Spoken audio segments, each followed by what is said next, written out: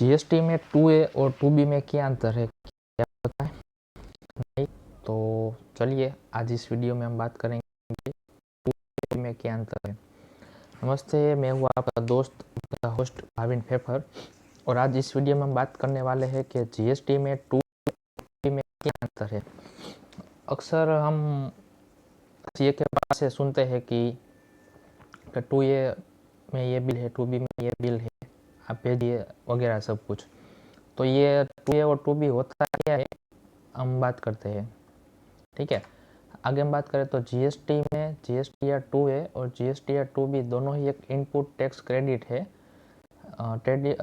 Input tax credit से जुड़े हुए स्टेटमेंट है, लेकिन दोनों में काफ़ी महत्वपूर्ण अंतर है। जैसे मैं बताया कि दोनों है तो एक ही चीज़, जो हम परचेज का आता है उसका ही होता है इनपुट क्रेडिट के आईटीसी के रिगार्डिंग।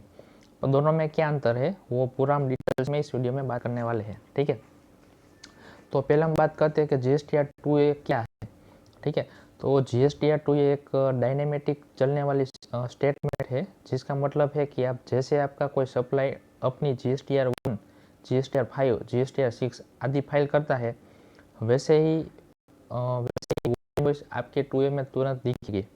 सपोज एक एग्जांपल हम मानते हैं कि आपने कोई भी गुड्स परचेज किया, खरीदा आपने कोई भी गुड्स। ठीक है, तो हमने जो उसके ऊपर जीएसटी पे किया है, ठीक है, तो उसका जो इनवॉइस है वो हमको किस में दिखेगा, 2B में दिखेगा। ठीक है, 2B में दिखेगा, लेकिन कहाँ पे, जब हमने जिसे माल परचेज किया है, जिसे गुड्स हमने परचेज किया है, वो जब उसका रिटर्न फाइल करेगा जीएसटी का, तभी हमने को 2B में दिखेगा। ठीक है, आगे बात करें तो मुख्य बातें क्या क्या है इसमें। एक अच्छी बात है कि रियल टाइम पे अपडेट होती है। ठीक है, आज कुछ इनवॉइस दिखेंगे, कल और बढ़ सकते हैं, कोई फिक्स पीरियड नहीं होता। ठीक है, सपोज मान के चलिए कि आज हमने कोई भी 10 अलग अलग जगह से गुड्स परचेज किया, तो 10 का बिल एक साथ सेम हो जाता है। ठीक है, तो 10 बिल आ गए। सपोज मान के चलिए उसमें हमने कुछ गलती की है कि भाई हमने पास तो 10 बिल आ गए, लेकिन हमने जहाँ से खरीदे उसने पूरे के पूरे 10 बिल नहीं चढ़ाए, उसमें से 7 बिल चढ़ाए, बाकी के 2 से 3 जो बिल बाकी है तो उसमें तुरंत शो है। ठीक, 2A में क्या दिखता है, 2A में B2B इनवॉइस, B2B के मैंने पहले भी वीडियो में बताया था, आज बता रहा हूँ। B2B इनवॉइस मीन्स के बिजनेस टू बिजनेस, आपके पास जीएसटी फर्म के, आपके सामने वाले के पास भी जीएसटी फर्म है, आपने कुछ परचेज किया, कुछ सेल्स किया, का जो इनवॉइस है वो सब उसमें दिखेगा। ठीक है, उसमें क्या दिखेगा, आपका पर्टिकुलर जीएसटी नंबर दिखेगा, आपका कितना अमाउंट हुआ है वो दिखेगा, एचएसएन कोड क्या है वो सब दिखेगा। ठीक है, बाद में क्रेडिट नोट्स, डेबिट नोट्स, इसके ऊपर मैं पूरा वीडियो बनाने वाला हूँ, आगे वीडियो में इसके ऊपर हम बात करेंगे। फिलहाल अभी ऐसे थोड़ा बहुत बेसिक समझ के चलते हैं। कुछ भी हमने सेल्स किया वो रिटर्न आता है, कुछ भी परचेज किया जो हम कारण से नहीं रखना चाहते, तो उसके रिगार्डिंग जो परचेस बिल आया उसके सामने गया तो उधर भी एक बनता है, और जो हमने सेल्स किया है उसके रिगार्डिंग वापस माल आया तो उसके रिगार्डिंग भी एक अपने को नोट्स देनी पड़ती है, उसको एक क्रेडिट नोट, डेबिट नोट्स बोलते हैं। ठीक है, अमिटमेंट्स कुछ भी होता है उसमें कि भाई सपोज गलती से मान के चलिए कि आपका जीएसटी नंबर में कुछ एक दो चेंजेस के हिसाब से जीएसटी चला गया। अभी एक एग्जांपल मैं आपको देता हूँ, तो कुछ आपने को अलग अलग जगह से, ठीक है, 10 गुड्स परचेज किए, तो उसका इनवॉइस आप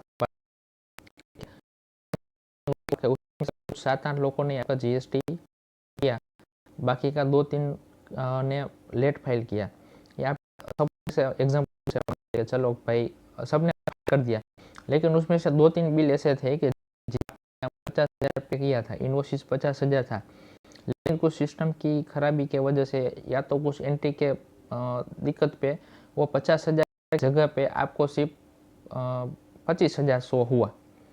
तो आप क्या कर सकते हो, अगले मंथ में आप उसको अमिटमेंट कर सकते हो, कुछ चेंजेस उसमें सुधार कर सकते हो। तो ये सब कुछ उसमें दिखते हैं।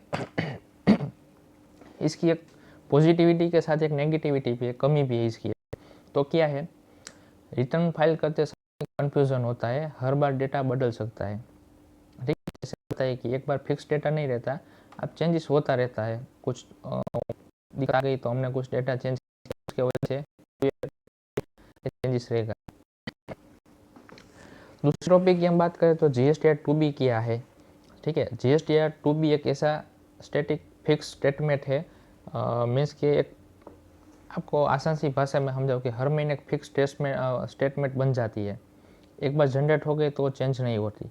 ठीक है, तो क्या होता है, हमने जिसे परचेज किया गुड्स, उसने हमको इन्वॉइस दिया, तो वो भी अपना अपना परचेज है, तो सामने वाले का क्या हुआ, सेल्स, तो वो सेल्स का भी जीएसटीआर फाइल करेगा, तो अपने को परचेज का 2B में शो होगा। जब तक वो सेल्स का फाइल नहीं करेगा तब तक अपने को 2B में सेल्स उसका और हमारा परचेस शो नहीं होगा, चाहे आपके पास ओरिजिनल बिल या पीडीएफ के थ्रू हार्ड कॉपी या सॉफ्ट कॉपी में चाहे क्यों आई ना गए हो, लेकिन जब तक वो जीएसटी में नहीं पे करेगा, जीएसटी फाइल नहीं करेगा, तब तक अपने को शो होगा नहीं।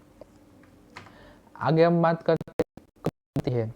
ठीक है, जनरली होता है 7 तारीख से लेके 11 तारीख तक सेल्स का टाइम होता है, 7 तारीख से 14 तारीख तक आपका 2A और 2B जनरेट होता है। ठीक है, उसके बाद हम बात करें तो 3B कब फाइल करना होता है, तो 17 से लेके 20 तारीख तक। इसके ऊपर भी मैं एक वीडियो आपके लिए बना के लेके आने वाला हूँ, तो उसमें हम डिटेल्स में सीखेंगे। ठीक है, हर महीने की 12 तारीख को महीने के लिए, जैसे अभी बताया कि भाई अभी अपना जनवरी चल रहा है, ठीक है, तो अभी जनवरी दिखेगा, अपना जो दिसंबर का होगा वो भी जनवरी में दिखेगा। ठीक है, एक एग्जांपल दिया है, जैसे मैं आपको जुलाई का दिया है, अगस्त का, लेकिन मैं आपको रिसेंटली अभी जो मंथ चल रहा है, क्योंकि ये मैं पीपीटी काफ़ी दिन से बना रहा था, मैं आपको अप्रोक्सीमेट जुलाई अगस्त के आसपास लॉन्चिंग करने का था, लेकिन थोड़ा दिक्कत हो गई, तो उसके चलते थोड़ा लेट अपना चैनल लॉन्चिंग हुआ, तो तभी के टाइम पे मैं जुलाई और अगस्त का एग्जांपल मान के पीपीटी बनाया था। ठीक है, लेकिन अभी लाइव उदाहरण हम देख लेते हैं। जनवरी चल रहा है तो उसका कभी शो होगा, तो फरवरी में। ठीक है, अभी दिसंबर का कब शो होगा, तो अभी जनवरी में। क्या दिखता है, एलिजिबल आईटीसी, इंटेजिबल आईटीसी।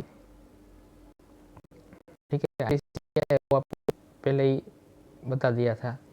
वो जीएसटी के एक सेक्शन होता है, जीएसटी एक्ट, जो भी लॉ के स्टूडेंट हो या कोई भी सीए स्टूडेंट हो, तो उसको इंटर में लॉ है जीएसटी, उसमें एक सेक्शन आता है 60 के क्लोज 4, ठीक है, के अनुसार एक क्लैरिफिकेशन फॉर्म होता है ये।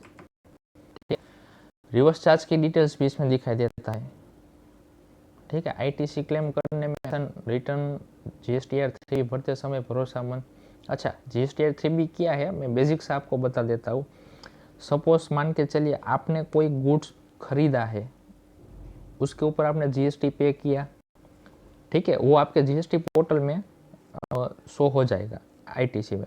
ठीक है, अभी आपने वही गुड्स किसी को बेचे हैं, तो वहाँ से आपको क्या हुआ, जीएसटी मिला है, तो वो जो जीएसटी आपको मिला है वो आपके जेब में नहीं जाने वाला। कई लोगों को क्या लगता है, भाई वो तो भाई मेरे को मिला तो वो मेरा है, नहीं, ऐसा नहीं होता है। सेल्स के टाइम पे आपको जो जीएसटी मिलता है, ठीक है, तो वो आपको क्या करना होता है, गवर्नमेंट में पे करना होता है, जीएसटी में पे करना होता है। ठीक है, लेकिन पे कैसे होगा, अभी सपोज मान के चलिए कि आपने कोई भी गुड्स परचेस करने के टाइम पे 100 रुपये जीएसटी दिए हैं, ठीक है, और आपने सेल्स करने के टाइम पे आपको 110 रुपये मिले हैं, तो ऑलरेडी आपने कितना जीएसटी पे कर दिया, 100 रुपये, और अभी आपको नीचे सेल्स से आपको कितने मिले, 110 रुपये, तो 100 का डिफरेंस दूर हो जाएगा। अभी आपको जीएसटी में कितने पे करने हैं, तो 10 रुपये, तो ये जीएसटी में अपना कितना पहले लोन था, ओपन कितना था, आईटीसी कितना पड़ा है, ये सब 3B में शो होगा। आगे हम 3B क्या है, कैसा फॉर्म होता है, पूरा सब कैसे फाइलिंग होता है, पूरा डिटेल्स में लाइव टू लाइव भी सीखेंगे और थियरिकल भी सीखेंगे। ठीक है, आगे हम बात करें तो आईटीसी क्लेम के आधार किसके आधार पर करें, हमेशा जीएसटीआर 2B के आधार पर ही आईटीसी क्लेम करें, क्योंकि 3B vs 2B मैच होता है, नोटिस से बचा होता है, सीए और जीएसटी डिपार्टमेंट दोनों को टू बी फॉलो करते हैं। हाँ, ये बेसिक सा मैं आपको बता दूं कि अभी जो मैंने आपको बताया ना कि भाई आपने 10 जगह से गुड्स परचेस किए हैं, ठीक है, 10 अलग अलग जगह से गुड्स परचेस किए, लेकिन कोई दिक्कत के कारण आपके 8 इन्वॉइसिस 3B में 2B में आपका शो हो रहा है, ठीक है। 2B में 8 इन्वॉइस हो रहा है, 2 आपका इन्वॉइस शो नहीं हो रहा है। तो आप ऐसे मान के चलो कि मेरे को बिल मिल गया है लेकिन अभी तक मेरा शो नहीं हुआ है, तो आपके दिमाग में क्या होगा, भाई आप उसका भी ITC ले लीजिए ना। तो ये गलती कभी नहीं करने की, ठीक है। हम tax consultant as a CA aspirant as a मैं जो फाइलिंग करता हूँ वो मैं कैसे करता हूँ, जितना मेरे पार्टी का एक पार्टी है मेरी, उसका कई बार ऐसा होता है कि भाई उसका जो परचेस करने वाला पार्टी है वो क्वार्टरली में है, तो उसका जब तक क्वार्टरली 3 मंथ का एक साथ डेटा नहीं चलेगा तब तक मेरे GST में वो शो नहीं होगा, मेरे क्लाइंट के GST में। तो मैं क्या करता हूँ, तो उसका ITC में क्लेम नहीं करता हूँ, जब तक वो बिल शो नहीं होता तब तक मैं उसका ITC क्लेम नहीं करता हूँ। जिसके तहत चलते सपोज मान के चलिए कि आपकी और पार्टी की डील कैंसिल हुई, ठीक है, तो इन्वॉइस कैंसिल हो जाएंगे। तो आपका उस टाइम पे आपने जो पहले से ही बिल आया होता है लेकिन पोर्टल में शो नहीं होता है, तो उसी के टाइम पे आपने जब ITC क्लेम कर ली थी होती है तो उसको हमको रिवर्स करनी होती है, ठीक है। और रिवर्स नहीं करते तो GST के तरफ से नोटिस आता है कि भाई ये इसमें तो सिर्फ आपका 10 में से सिर्फ 8 ही बिल शो हो रहा है और आपने ITC 200 बिल की ली है, तो आप मेरे को बताइए 2 बिल की ITC कैसे आपने ली। तब उस टाइम पे हम नहीं कह सकते कि भाई मेरा बिल तो आ गया लेकिन मेरे सामने वाले पार्टी ने GST फाइल नहीं किया तो मैंने ले ली। इसके ऊपर एक मैं केस बना था, मेरा एक पार्टी था, ठीक है, और जनरल कोई सी पास था और वहाँ से CA या टैक्स कंसल्टेंट के पास था, मैं उसका नाम क्लियर नहीं करूँगा। तो उसके पास क्या हुआ कि उसने 2014 में एक टाइल्स की कंटेनर परचेस किया था, ठीक है। परचेस के टाइम पे क्या हुआ, वो कंपनी वाले ने भी ये फर्म वाले को अपना इन्वॉइस बना के दे दिया। तो ये पार्टी जो मेरी थी उसने क्या किया, उसमें जो जितना टैक्स पेड अमाउंट था, इन्वॉइस फाइनल इन्वॉइस अमाउंट उसने उसका उतना पे कर दिया। लेकिन उसके टैक्स कंसल्टेंट की गलती क्या हुई कि उसने जो सेल्स फाइलिंग करने के टाइम पे है ना, उसका बिल ऊपर शो ही नहीं हुआ, या उसने कोई दिक्कत चलते हुए उसका रिटर्न ही फाइल नहीं किया।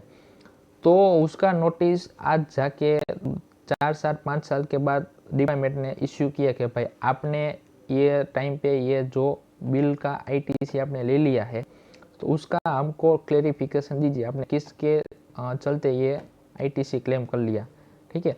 इसमें दो होते हैं प्रॉब्लम्स, क्या होते हैं, एक तो सामने वाले GST में जो सेल्स का रिटर्न फाइल किया होता उसमें भी नहीं आया, ठीक है, बिल तो चढ़ा नहीं तो सिस्टम में 2B में दिखेगा नहीं। और इधर के जो टैक्स कंसल्टेंट थे उससे मेरे पहले दूसरे के पास फर्म थी, ठीक है, तो उसने भी क्या किया, पार्टी ने जितने इन्वॉइसेस दे दिए उतना उसने GST क्लेम कर लिया, ITC क्लेम कर लिया। तो उसके तहत चलते ये नोटिस आया। तो ज़्यादातर CA या कंसल्टेंट होते हैं वो क्या करते हैं, जितना 2B में शो होता है उतना ही ITC क्लेम करते हैं, ठीक है। आगे बात करते हैं कि आसान सा उदाहरण, मान लो सप्लायर ने इन्वॉइसिस 20 अगस्त को अपलोड किया है 2A में, 20 अगस्त को इन्वॉइस दिख जाएगी 2B में, ठीक है। अगर 12 अगस्त के बाद अपलोड हुई है तो नेक्स्ट मंथ, हाँ, जो जैसे मैंने बताया कि जो उसकी डेडलाइन होती है सेल्स का रिटर्न फाइल करने की, तो उसकी डेडलाइन क्या होती है, 7 तारीख से लेकर 10 तारीख तक होती है सेल्स का GSTR1 फाइल करने का, ठीक है। लेकिन अभी सपोज मान के चलिए कि आपके कुछ प्रसंग में हो या पूरे आपके पास इन्वॉइसेस नहीं आए या आपका कुछ CA या कुछ कंसल्टेंट बाहर से कोई भी दिक्कत चलते आपका GSTR फाइल 10 तारीख से पहले नहीं हुआ, कोई 12-13 तारीख को आपने फाइल किया, तो इस केसेस में क्या होगा कि उसको नेक्स्ट मंथ में नहीं दिखेगी। जैसे अभी सपोज मान के चलिए कि अभी दिसंबर का अभी लास्ट डेट था, दिसंबर का लास्ट डेट फाइल करने का भी जनवरी है, ठीक है। तो जनवरी को 10 तारीख को मेरी पार्टी कोई मेरे को बिल नहीं देगी तो मैं उसका GST करूँगा, ठीक है। तो वो जहाँ से सेल्स किया है तो उसके पोर्टल में भी वो दिखेगा नहीं, अभी सपोज मान के चलिए मैंने 10 तारीख से पहले नहीं किया और मैं 10 तारीख से बाद 12-13 तारीख को मैं करता हूँ, तो उसको अभी जनवरी चल रहा है तो फरवरी में भी नहीं दिखेगा, उसको दिखेगा डायरेक्ट मार्च में। ठीक है, कई बार केसेस में ऐसे होता है, जब तक अपडेट नहीं होता तब तक। कई कई केसेस में ऐसा भी हो जाता है 12 तारीख के बाद भी 10 तारीख के बाद भी हम फाइलिंग करते हैं तो उसको भी नेक्स्ट मंथ में शो हो जाता है, लेकिन ज़्यादातर केसेस में ऐसा नहीं होता है, तो उसको नेक्स्ट मंथ में शो होता है। ठीक है, आगे हम बात कर लिए तो पूरे वीडियो का कंक्लूजन क्या होता है कि 2A जो होता है वो लाइव डेटा होता है देखने के लिए, और 2B जो होता है वो फाइनल डेटा होता है ITC क्लेम करने के लिए। Thank you. आपको मेरा वीडियो अच्छा लगा तो लाइक कीजिए, कमेंट कीजिए, शेयर कीजिए, मेरे यूट्यूब चैनल को सब्सक्राइब कीजिए, और ऐसे ही GST से, इनकम टैक्स से, अकाउंटिंग से जुड़े हुए टॉपिक मैं आपके लिए लेके आने वाला हूँ, तो ज़्यादातर लोगों को ये चैनल शेयर कीजिए। और मैं पूरा कंटेंट इधर फ्री में लेके आने वाला हूँ, और ऐसा ही नहीं मैं आपको सिर्फ लाइव ही सिखाऊंगा, मैं आपका थियरिकल भी सिखाऊंगा, प्रैक्टिकल भी सिखाऊंगा, और कुछ चीज़ें जो आपकी लाइव होती है, जैसे GST रजिस्ट्रेशन लाइव करना सिखाऊंगा, MSME है, फिर अकाउंटिंग लिखना, वो जो चीज़ लाइव होती है वो मैं आपको लाइव भी सिखाऊंगा, जो चीज़ थियरिकल होती है वो मैं थियरिकल के साथ फिर सिखाऊंगा, और ये पूरा फ्री ऑफ में रहने वाला, आपको इसके लिए कोई भी चार्ज चुकानी नहीं है। ठीक है, और आप अभी मान के चले कि आप भी कोई बिजनेस ओनर हो या आपको कुछ इंडिविजुअल हो, तो आपको कुछ भी अकाउंट की, GST की या पर्सनल ITR की, इन्वेस्टमेंट की कुछ भी सर्विस चाहिए, तो डिस्क्रिप्शन में मैंने सब डेटा डाल के रखा है, आप वहाँ जाके मेरा कांटेक्ट कर सकते हैं। Thank you.